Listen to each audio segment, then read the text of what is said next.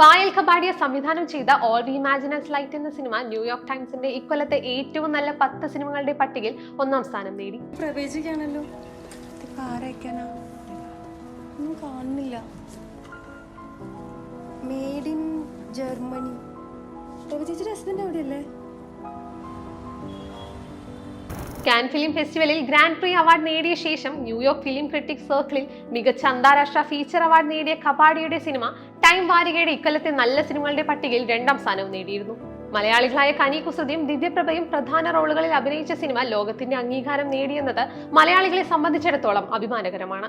All we imagine as light ഒന്നാമതെത്തിയപ്പോൾ ഏർണിഗർ, mechanical magic, a real pain, do not expect too much from the end of the world, Dahomey എന്നീ സിനിമകളായിരുന്നു ആദ്യ 5 ഇടം നേടിയത്.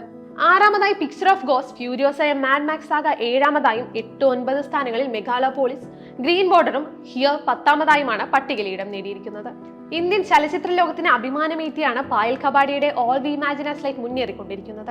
77ാമത് Cannes film ഫെസ്റ്റിവലിൽ ഗ്രാൻഡ് പ്രീ പുരസ്കാരം നേടുന്ന ആദ്യ ഇന്ത്യൻ സിനിമ എന്നതിലുപരി മോളിവുഡ് അഭിനേത്രികൾ കാൻ പോലൊരു വേദിയിൽ അംഗീകരിക്കപ്പെടുന്നു എന്നിടത്തായിരുന്നു പായൽ കപാടിയുടെ all we imagine as light മലയാളികൾക്ക് അഭിമാനമായത്.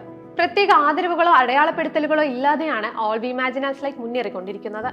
മറുവശത്ത് രാഷ്ട്രീയ അജണ്ടകളും രാഷ്ട്രീയ താല്പര്യങ്ങളുമുള്ള സിനിമകൾ നിലനിൽക്കുമ്പോഴാണ് പായൽ കപാടിയുടെ സിനിമ കൂടുതൽ ശ്രദ്ധേയമാവുന്നതും. അടുത്തിടെ തന്നെയാണ് പാർലമെന്റിലടക്കം സബർമതി റിപ്പോർട്ട് എന്ന സിനിമ പ്രദർശിപ്പിക്കുന്നത്. ഓൾ വി ഇമാജിൻ ആസ് ലൈറ്റും സബർമതി റിപ്പോർട്ടുമെല്ലാം വ്യക്തമായ രാഷ്ട്രീയം പറയുന്നുണ്ട്.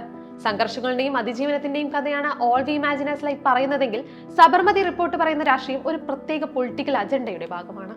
രണ്ടും തമ്മിൽ വലിയ അന്തരമുണ്ട്. ഗോദ്രയിൽ സബർമതി എക്സ്പ്രസ് തീവണ്ടിയിലുണ്ടായ തീവെപ്പിനെ അടിസ്ഥാനമാക്കി നിർമ്മിച്ച സിനിമയാണ് സബർമതി റിപ്പോർട്ട്. വിക്രാന്ത് മാസിയും റാഷി ഖന്നയും റിദ്ധി ധോഖ്രയുമാണ് സിനിമയിൽ അഭിനയിക്കുന്നത്. നിർമ്മിച്ചത് എക്ത കപൂർ, ശോഭ കപൂർ, അമുൽ വി മോഹൻ, അൻഷുൽ മോഹൻ എന്നിവർ ചേർന്നാണ്.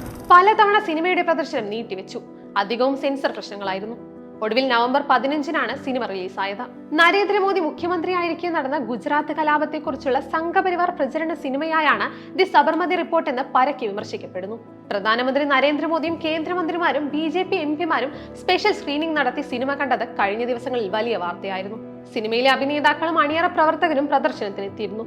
2002-ലെ ഗുജറാത്ത് കലാപത്തിന് വഴിയൊരുക്കിയ ഗോദ്ര ട്രെയിൻ ദുരന്തമാണ് സിനിമയുടെ പ്രമേയം. ഗോദ്രയിൽ വെച്ച് സബർമതി എക്സ്പ്രസിന് ഒരു പ്രത്യേക മതവിഭാഗക്കാർ ആസൂത്രിതമായി തീവെച്ചുവെന്ന കഥയാണ് ചിത്രം പറയുന്നത്. മോദി പ്രധാനമന്ത്രിയായതേ പുതുയുഗ പിറവി എന്നാണ് സിനിമ വിശേഷിപ്പിക്കുന്നത്. പല BJP ഭരണ സംസ്ഥാനങ്ങളും സിനിമയുടെ നികുതി ഒഴിവാക്കിയിരുന്നു.